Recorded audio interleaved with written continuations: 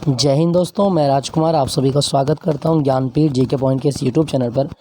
दोस्तों SSC exam 2023 जो भी आपका एग्ज़ाम हो एसएससी का, उसको टारगेट करते हमने जीके की मॉक टेस्ट श्रृंखला जो शुरू की थी, उसी में एक और मॉक टेस्ट लेके आया हूँ। 25 प्रश्नों का अभ्यास करते हैं इस मॉक टेस्ट में। तो पहला प्रश्न आपकी स्क्रीन पर, जनसंख्या में प्रति 1000 पुरुषों पर महिलाओं की संख्या को क्या कहा जाता है। दोस्तों 1000 मेल पर जो फीमेल्स होती हैं, इस रेशियो को हम क्या बोलेंगे दोस्तों, इसको बोला जाता है सेक्स रेशियो। सेक्स रेशियो मतलब लिंग अनुपात इसको कहा जाता है। तो ऑप्शन ही मैं सिंपली इसका आंसर बता देता हूँ। यहाँ पे जो भरा जाएगा वो भरा जाएगा लिंग अनुपात। लिंग अनुपात की परिभाषा अगर आपके एग्जाम में पूछी जाए क्या होता है, तो 1000 पुरुषों पर महिलाओं की संख्या का अनुपात लिंग अनुपात कहलाता है। क्लियर, याद रखना, इसके बारे में पूछता है एग्जाम में। अच्छा, आपको क्या पता है कि 2011 की जनगणना के अनुसार भारत का लिंग अनुपात कितना था। 2011 की जनगणना में भारत में जो लिंग अनुपात है ना, वो 943/1000 था। मतलब 1000 पुरुषों पर कितनी महिलाएं थी, 943। याद रखिएगा, इसके बारे में पूछ सकता है आपके एग्जाम में। ठीक है, चलिए अगले प्रश्न की ओर चलते हैं। अच्छा, यहाँ पे जैसे ऑप्शन लिखा गया आपका जन्म दर। अच्छा, अगर आपसे पूछा कि जन्म दर का फॉर्मूला क्या होता है, एक वर्ष में 1000 जनसंख्या पर जीवित जन्मों की संख्या जन्म दर कहलाती है। मतलब एक साल में 1000 जनसंख्या पर जीवित जन्म कितने हैं, वो जन्म दर कहलाएगी। ठीक है, याद रखिएगा इसके बारे में। चलिए अगले प्रश्न की ओर। फीफा विश्व कप 2022 की मेज़बानी कौन सा देश करेगा। दोस्तों फीफा वर्ल्ड कप जो हुआ था ये अभी, और ये आपके कतर में हुआ था। ऑप्शन ए इसका सही जवाब है। और कतर के कौन से शहर में, दोहा में हुआ था। ठीक है, लुजैल स्टेडियम था आपका वहाँ पे, तो वहाँ पे ये सब आयोजित किए गए थे इसके मैच। दोस्तों अगर मैं बात करूँ फीफा की, क्या आपको पता है कि फीफा वर्ल्ड कप 2022 किसने जीता। तो फीफा वर्ल्ड कप 2022 अर्जेंटीना की टीम ने जीता था, और फ्रांस को हराया इन्होंने फाइनल में, अर्जेंटीना की टीम ने। और अर्जेंटीना के जो कैप्टन थे वो थे मेसी, अर्जेंटीना के कैप्टन मेसी थे, याद रखिएगा। ठीक है दोस्तों फुटबॉल मैच की अवधि कितनी होती है, 90 मिनट की फुटबॉल मैच की अवधि होती है, याद रखिएगा। अच्छा, फीफा का मुख्यालय कहाँ पर है। फीफा का मुख्यालय ज्यूरिख शहर में है, ज्यूरिख। और ज्यूरिख जो शहर है ना, ये स्विट्जरलैंड में आता है। फीफा का मुख्यालय ज्यूरिख शहर में है और ज्यूरिख स्विट्जरलैंड में आता है, याद रखिएगा, इंपॉर्टेंट है, पूछ लेता है। क्लियर दोस्तों। अच्छा, मैं आपको एक चीज़ और बता दूं, अगला फीफा वर्ल्ड कप कहाँ होगा, मैक्सिको और अमेरिका में होगा। फीफा वर्ल्ड कप 2026 जो होगा ये मैक्सिको और अमेरिका में होगा। ठीक है, याद रखिएगा इसके बारे में। क्लियर, नेक्स्ट वन की ओर चलते हैं। भारत के किस राज्य में नटांजलि उत्सव मनाया जाता है। दोस्तों नटांजलि उत्सव मतलब ये नृत्य से संबंधित एक मतलब महोत्सव होता है, और नटांजलि उत्सव मनाया जाएगा तमिलनाडु में। ऑप्शन बी इसका सही जवाब है, तमिलनाडु। क्या और त्यौहार भी तमिलनाडु में होता है, हाँ, पोंगल। पोंगल तमिलनाडु में होता है। थाई पूसम तमिलनाडु मनाया जाता है, थाई पूसम। कीर्तिगई दीपम त्यौहार होता है, कीर्तिगई दीपम त्यौहार, ये भी तमिलनाडु का त्यौहार है। तो ये सारे त्यौहार आप याद रखिएगा, पोंगल, थाईपूसम, कीर्तिगई दीपम आदि, ये सब तमिलनाडु के त्यौहार हैं। ठीक है दोस्तों, अगर आपसे पूछा जाए तमिलनाडु का नववर्ष क्या कहलाता है, तमिलनाडु का नया साल पुथांडु कहलाता है, याद रखिएगा, तमिलनाडु का नया साल पुथांडु। ठीक है, और तमिलनाडु की राजभाषा क्या है, तमिल। और तमिल 2004 में भारत की शास्त्रीय भाषा बनी थी, तमिल 2004 में भारत की शास्त्रीय भाषा बनी थी। और तमिलनाडु का एक डांस बड़ा फेमस है, क्लासिकल डांस है, और वो है आपका भरतनाट्यम। भरतनाट्यम ये क्लासिकल डांस है, कहाँ का, तमिलनाडु का, याद रखना, इंपॉर्टेंट है, बहुत पूछा जाता है आपके एग्जाम में। क्लियर दोस्तों यहाँ पे लिखा गया आपका राजस्थान, भारत में सबसे बड़ा राज्य बाई एरिया कौन सा, राजस्थान है। और राजस्थान का एक डांस याद रखिएगा, कालबेलिया, बहुत आता है आपके एग्जाम में। कालबेलिया डांस कहाँ किया जाता है, राजस्थान में कालबेलिया डांस किया जाता है। साथ साथ आपको याद रखना घूमर डांस कहाँ किया जाता है, तो राजस्थान में घूमर डांस होता है। एक और डांस याद रखिएगा, और वो डांस है आपका कठपुतली। तो कठपुतली डांस कहाँ का है, आपका राजस्थान का डांस है। ठीक है, यहाँ पे गोवा लिखा गया, गोवा के 2-3 डांस हैं, जैसे आपके दक्खनी बहुत इंपॉर्टेंट है यहाँ का, दक्खनी। तरंगमल बहुत आता है एग्जाम में, गोवा का ही है तरंगमल। गोफ बहुत आता है एग्जाम में, गोफ, गोवा का ही डांस है गोफ। तो ये सारे डांस आप याद रखिएगा। गोवा भारत का राज्य कब बना था, 30 मई 1987 को, 30 मई 1987 को गोवा भारत का राज्य बना था, याद रखिएगा। भारत का सबसे छोटा राज्य गोवा है बाई एरिया। नेक्स्ट, छोटे राज्यों के कुछ अपवादों के अतिरिक्त राज्य विधानसभा के सदस्यों की संख्या हो सकती है। दोस्तों यदि अपवाद को छोड़ दें तो कम से कम संख्या 60 और अधिकतम संख्या 500 हो सकती है। तो इसका सही जवाब क्या बनेगा, न्यूनतम संख्या 60 और अधिकतम 500, ऑप्शन सी इसका सही जवाब है। ठीक है दोस्तों, याद रखना, जैसे कुछ अपवाद हैं, जैसे गोवा में बात करें तो विधानसभा की 40 सीटें होती हैं आपकी। मिजोरम में बात करें 40 सीटें हैं आपकी। सिक्किम में देखें तो 32 सीटें हैं आपकी। 32 सीटें, ठीक है। तो ये आप याद रखिएगा। अगर आपसे पूछा जाए कि विधानसभा का सदस्य बनने की न्यूनतम आयु कितनी होनी चाहिए, 25 वर्ष। विधानसभा का मेंबर आप बन सकते हैं, 25 वर्ष की न्यूनतम आयु होनी चाहिए, याद रखिएगा। नेक्स्ट आपका अप्रैल 2022 तक उपलब्ध जानकारी के अनुसार भारत के पड़ोसी देश भूटान की राजधानी क्या है। दोस्तों भूटान की राजधानी क्या है, थिम्पू है। सिंपल सा क्वेश्चन था, थिम्पू। अच्छा, भूटान की राजभाषा क्या है, जोंखा। भूटान की राजभाषा है जोंखा, याद रखना। अच्छा, भूटान का उपनाम क्या है, ड्रिक्यूल। भूटान का एक और उपनाम है और वो है आपका ड्रिक्यूल, याद है ना, ये बहुत आता है एग्जाम में। या the land of thunder dragon. The land of thunder dragon किसको कहा जाता है दोस्तों, the land of thunder dragon, ये भूटान को ही कहा जाता है, ठीक है। भूटान का राष्ट्रीय खेल क्या है, तीरंदाजी। भूटान का राष्ट्रीय खेल तीरंदाजी है, याद रखिएगा। दोस्तों यहाँ पे लिखा गया ढाका, ये बांग्लादेश की राजधानी है, याद रखिएगा ढाका। बीजिंग चीन की राजधानी है, क्लियर, याद रखेंगे। नेक्स्ट प्रश्न की ओर। बोनालू देवी महाकाली की पूजा के लिए मनाया जाने वाला एक त्यौहार है, ये किस राज्य में मनाया जाता है। दोस्तों बोनालू त्यौहार ना उस राज्य में होता है जो 2 जून 2014 को बना था। आप बताओ कौन सा राज्य है, तो तेलंगाना। तेलंगाना का त्यौहार है बोनालू, और तेलंगाना 2 जून 2014 को बना था, ठीक है, याद रखिएगा। 29वां राज्य था। अच्छा, तेलंगाना का ना एक त्यौहार आपके एग्जाम में बहुत आएगा, बथुकम्मा। तो कभी क्वेश्चन आए कि बथुकम्मा त्यौहार कहाँ मनाया जाता है, तो बथुकम्मा त्यौहार भी तेलंगाना मनाया जाता है, क्लियर। तेलंगाना में दो डांस आप याद रखिएगा, एक पेरिनी बहुत इंपॉर्टेंट है, पेरिनी। पेरिनी कहाँ का डांस है, तो तेलंगाना का डांस है पेरिनी। और एक ढिमसा बहुत आता है, तेलंगाना का ही डांस है ढिमसा, ठीक है। ये आंध्र प्रदेश में भी होता है ढिमसा। अच्छा, मैं आपको बता दूं तेलंगाना में 2 टाइगर रिजर्व हैं, एक कबल टाइगर रिजर्व और एक अमराबाद टाइगर रिजर्व। तो कबल और अमराबाद टाइगर रिजर्व ये भारत के किस राज्य में है, कबल और अमराबाद टाइगर रिजर्व ये तेलंगाना में है, क्लियर, याद रखिएगा। नेक्स्ट प्रश्न। किस प्रकार की महापाषाण संरचना में कब्र के चारों पत्थर के टुकड़ों को गोलाकार आकृति में स्थापित किया जाता था। दोस्तों इसका सही जवाब क्या होगा, संगोरा व्रत, ऑप्शन बी, संगोरा व्रत। महापाषाण काल में जो कब्र होती थी, कब्रों के चारों पत्थर के टुकड़े जो थे एक गोल आकृति में लगा दिए जाते थे। जैसे ये कब्र है और इसके चारों एक पत्थरों के जो टुकड़े होंगे वो गोल आकृति में इस तरह से लगा दिए जाते थे, और इसे हम बोलेंगे संगोरा व्रत, ठीक है। ये महाराष्ट्र में देखे गए हैं आपके कई सारे, तमिलनाडु से मिले थे आपके चुंगलपट्टी से, तो ये सारी चीज़ आप याद रखिएगा। नेक्स्ट आपका क्वेश्चन संख्या 8 क्या कहता है, क्वेश्चन संख्या 8। मानव शरीर में निम्नलिखित में से कौन सी ग्रंथि पित्त स्रावित करती है। देखो पित्त, सिंपल क्वेश्चन था, पित्त पित्त कौन स्रावित करता है, यकृत, लीवर।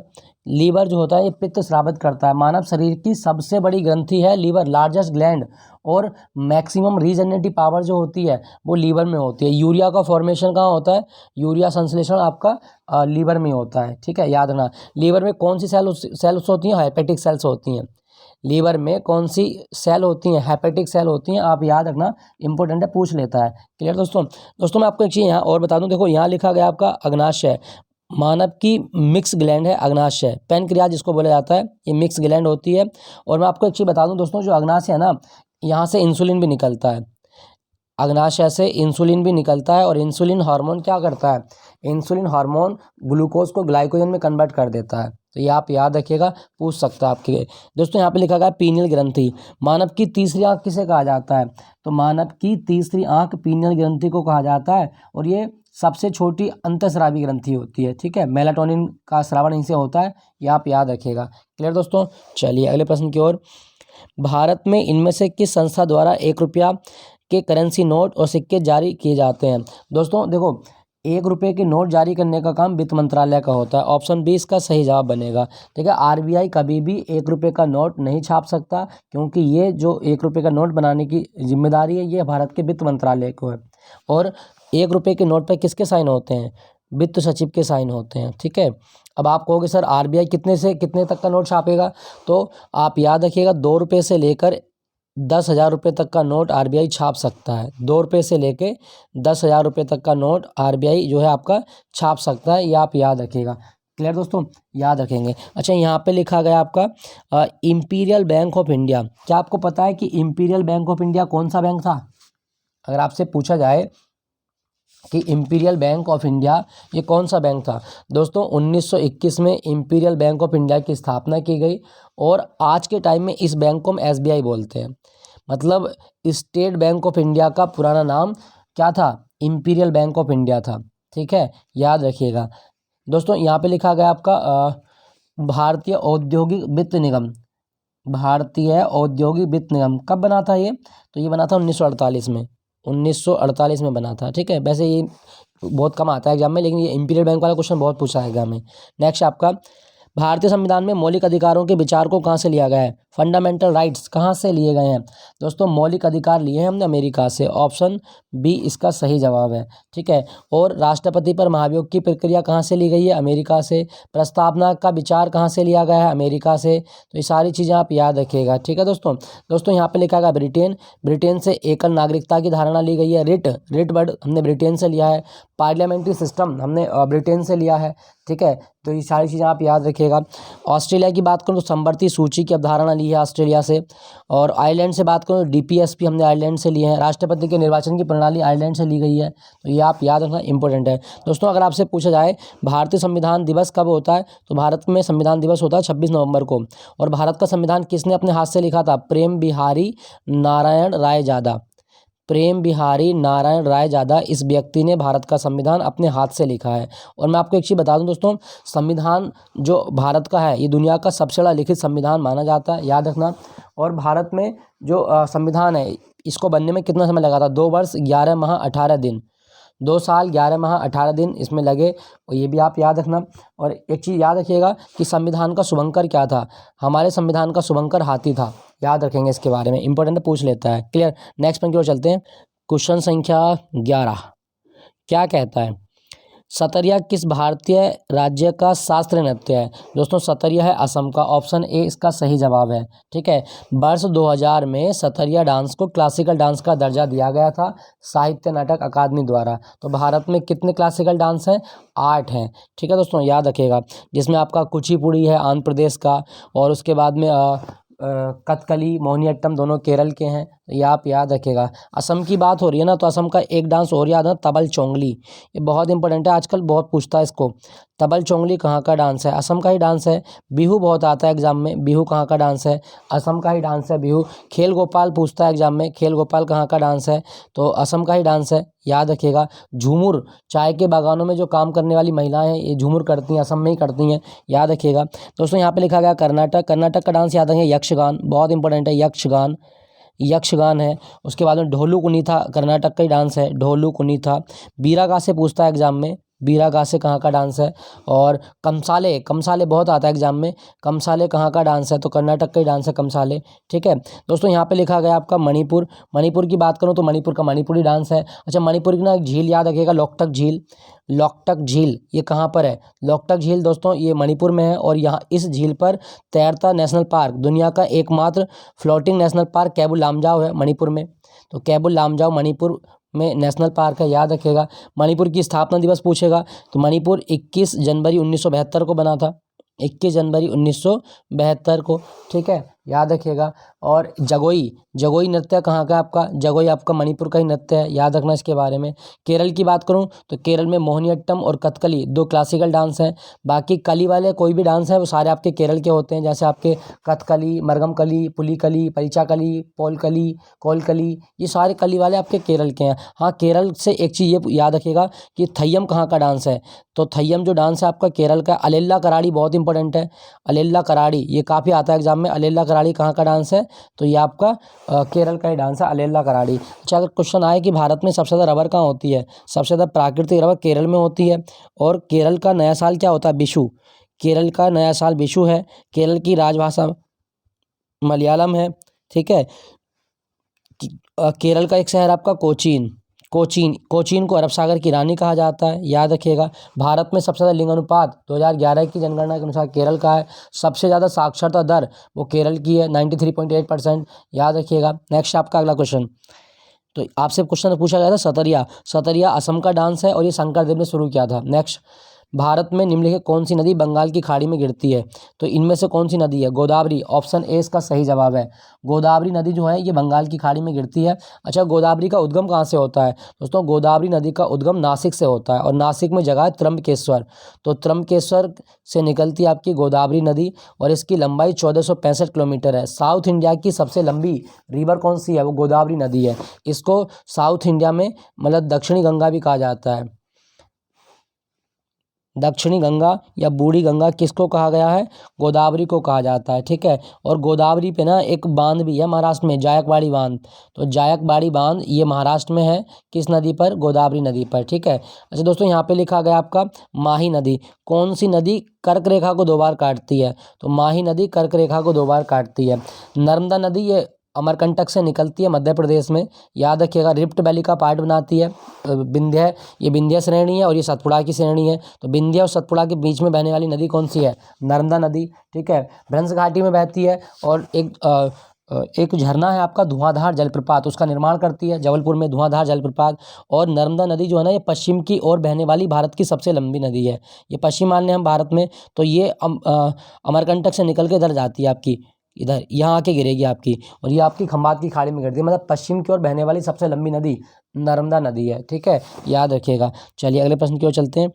क्वेश्चन कहा गया, निम्नलिखित भारतीय नर्तकियों में कौन पहली महिला थी जिन्हें राज्यसभा के सदस्य के रूप में नामित किया गया? दोस्तों, राज्यसभा में नामित होने वाली जो पहली महिला थी वो थी आपकी रुक्मणी देवी अरुंडेल। ऑप्शन ए इसका सही जवाब है, रुक्मणी देवी अरुंडेल। ठीक है, 1952 में जो पहली राज्यसभा बनी थी भारत में पहली बार, तो उसमें जो 12 सदस्यों को नॉमिनेट किया गया था, उसमें पहली महिला कौन थी? रुक्मणी देवी अरुंडेल। अच्छा, कौन सा डांस करती हैं ये भरतनाट्यम करती हैं। रुक्मणी देवी अरुंडेल भरतनाट्यम करती हैं, याद रखिएगा, इंपॉर्टेंट है। ठीक है दोस्तों यहाँ पे मैं आपको एक चीज़ बता दूं, राज्यसभा में जो सदस्यों को नॉमिनेट किया जाता है वो राष्ट्रपति करता है। आर्टिकल 80 के तहत कितने सदस्य? 12 सदस्यों को नॉमिनेट कर सकता है। ठीक है, और राज्यसभा का मेंबर बनने के लिए 30 साल की आयु होनी चाहिए। लोकसभा के लिए 25 साल, राज्यसभा के लिए 30 साल। नेक्स्ट आपका अगला क्वेश्चन, निम्नलिखित में से किसने टोक्यो ओलंपिक 2020 में भाला फेंक प्रतिस्पर्धा में भारत के लिए स्वर्ण पदक जीता था? दोस्तों, भारत ने एकमात्र गोल्ड मेडल टोक्यो ओलंपिक 2020 में जीता था और वो नीरज चोपड़ा ने जीता था। ऑप्शन ए इसका सही जवाब है, नीरज चोपड़ा का जन्म जो है ये पानीपत में हुआ है। ये पानीपत से आते हैं। इनका खेल याद रखिएगा, भाला फेंक या जैवलिन थ्रो इसको कहा जाता है। ठीक है दोस्तों, टोक्यो ओलंपिक की बात करूँ तो भारत ने टोटल कितने पदक जीते? 1 का 4 यानी टोटल 7 मेडल भारत ने जीते थे।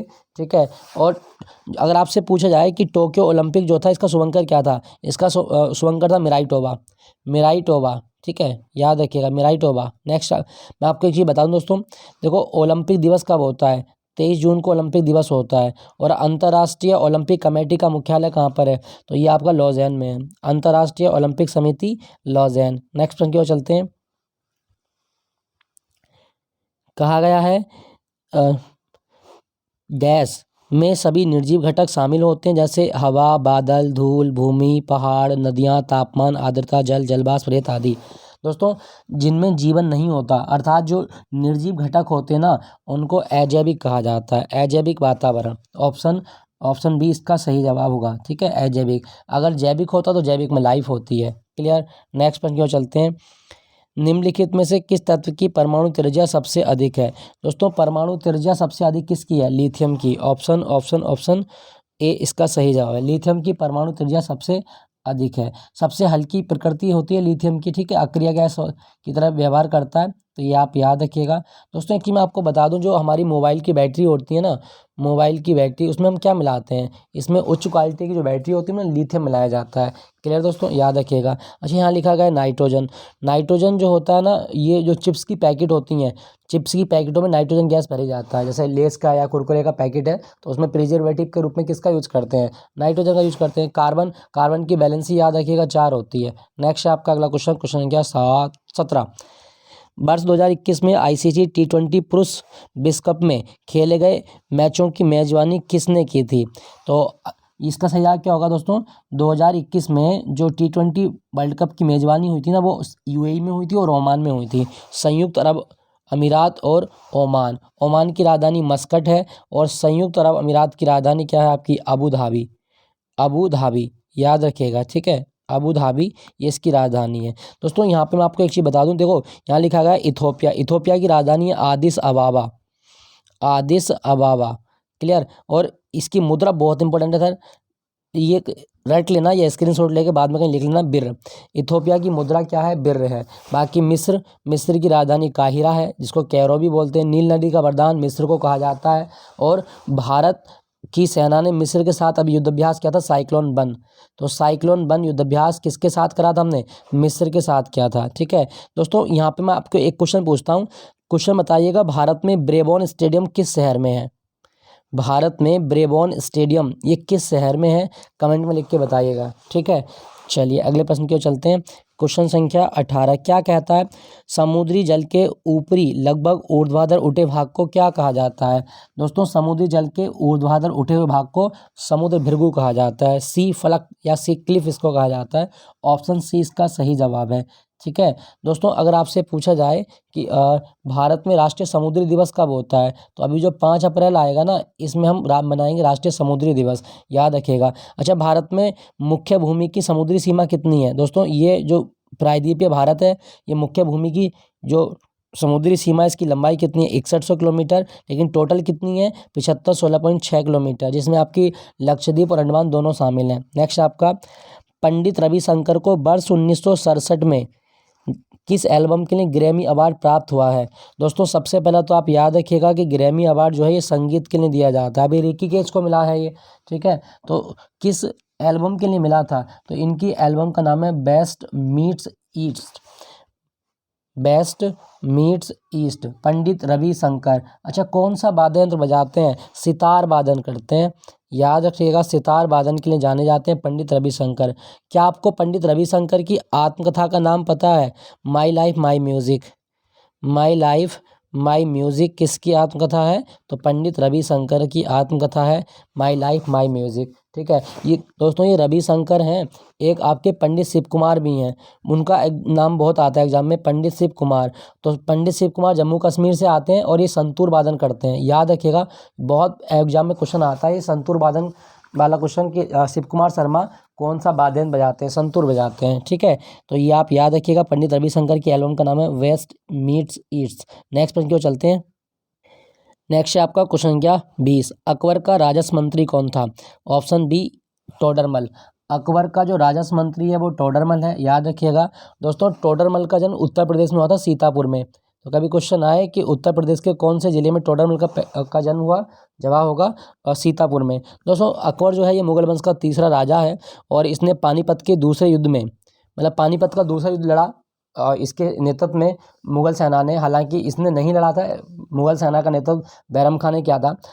13 वर्ष की आयु में अकबर गद्दी पर बैठता है मुगल साम्राज्य की, और अकबर जो है ये जो वीरान भारत था उसका निर्माता भी माना जाता है, क्योंकि तैमूर लंग जिस तरह से भारत को डैमेज करके गया, मुस्लिम आक्रांता जिस तरह भारत को डैमेज करके गए, उस वीरान क्षेत्र को एक मतलब साम्राज्य स्थापित करने का श्रेय किसको दिया गया? तो अकबर को। तो इसको द ग्रेट अकबर भी कहा जाता है। खैर, इतिहासकारों के अलग अलग मत हैं। टॉपिक पे आता हूँ।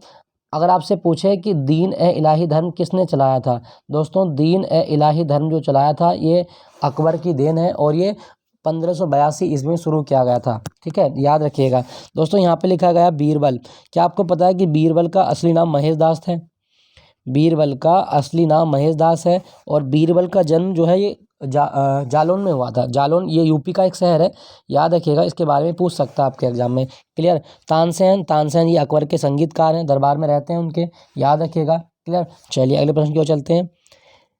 भारत के निम्नलिखित स्वतंत्रता सेनानियों में से किसने वर्ष 1943 में भारतीय राष्ट्रीय सेना अर्थात आज़ाद हिंद फौज, जिसे 1942 में रास बिहारी बोस और कैप्टन मोहन सिंह ने बनाया था, को पुनर्जीवित किया था? दोस्तों, आज़ाद हिंद फौज को पुनर्जीवित करने का श्रेय जो दिया गया, ये भारत के महान क्रांतिकारी सुभाष चंद्र बोस को दिया जाता है। ऑप्शन बी इसका सही जवाब है, सुभाष चंद्र बोस। ठीक है दोस्तों, हम 23 जनवरी को ना पराक्रम दिवस मनाते हैं। तो 23 जनवरी को जो पराक्रम दिवस मनाया जाता है ना, ये नेताजी सुभाष चंद्र बोस की बर्थ एनिवर्सरी होती है, याद रखिएगा। इसके बारे में पूछ लेता है एग्जाम में। और नेताजी सुभाष चंद्र बोस जो है ना, ये 1938 के हरिपुरा सेशन और 1939 के त्रिपुरी सेशन में कांग्रेस के अध्यक्ष भी बने थे। ठीक है, फिर ये जर्मनी चले जाते हैं, और जर्मनी का जो मतलब जो तानाशाह था हिटलर, जर्मनी का जो हिटलर है, हिटलर ने इनको सबसे पहली बार नेताजी की उपाधि दी थी।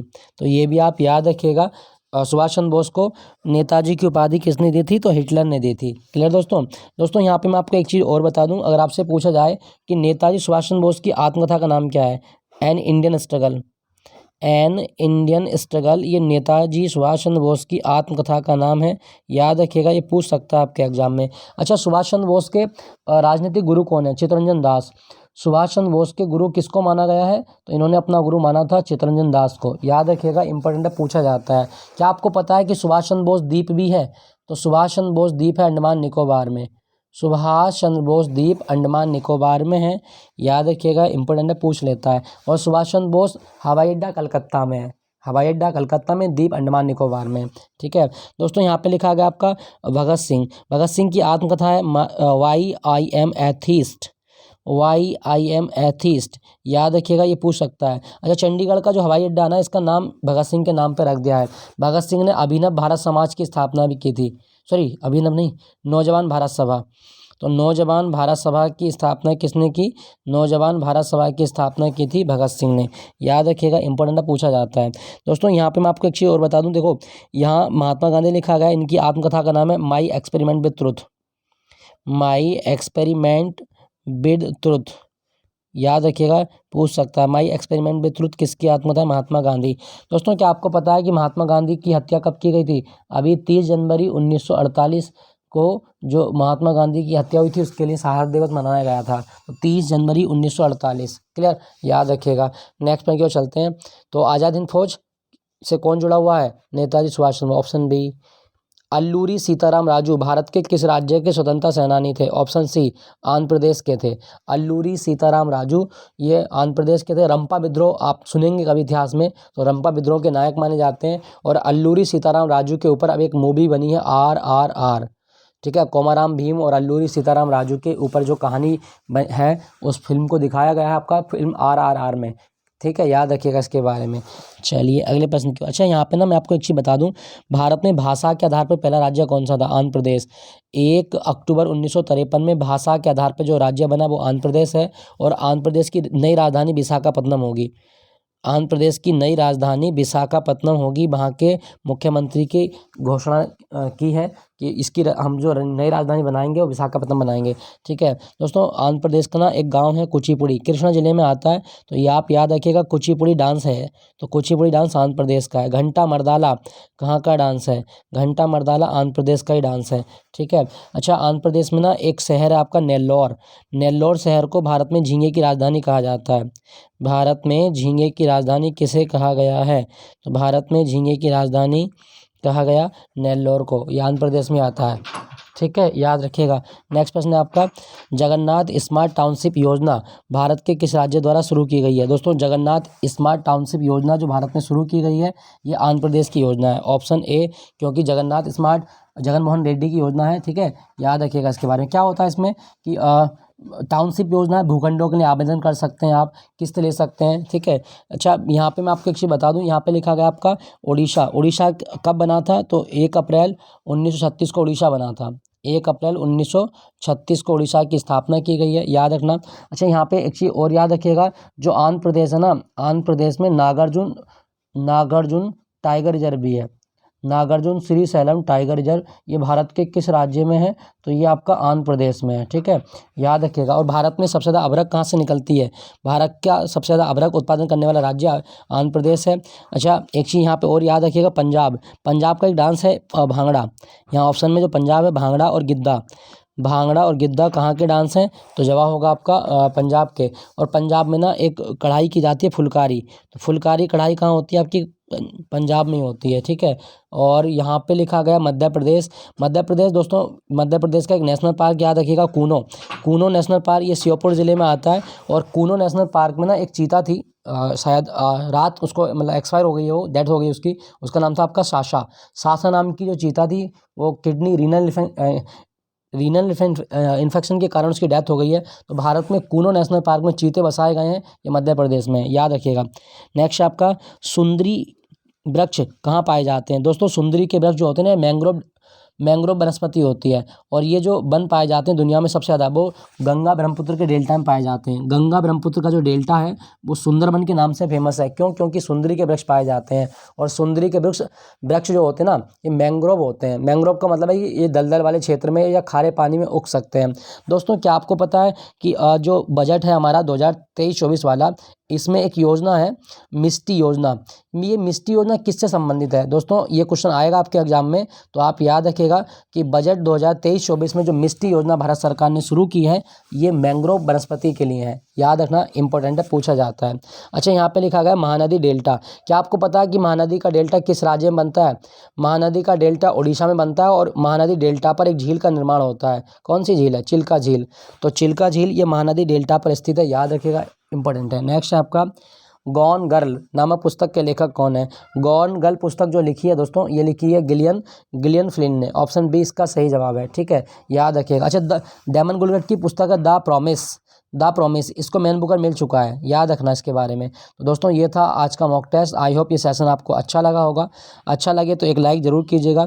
बाकी कोई भी क्वेरी हो आपकी, कोई भी क्वेश्चन हो, तो आप मुझे बेधड़क पूछ सकते हैं कमेंट में लिख के, ठीक है। कोई भी उल्टे सीधे कमेंट मत कीजिएगा, जो भी है क्वेश्चन के लिए आप पूछ सकते हैं। बाकी मिलता हूँ आपको अगले मॉक टेस्ट के साथ में। Thank you for watching Jnanpith GK point.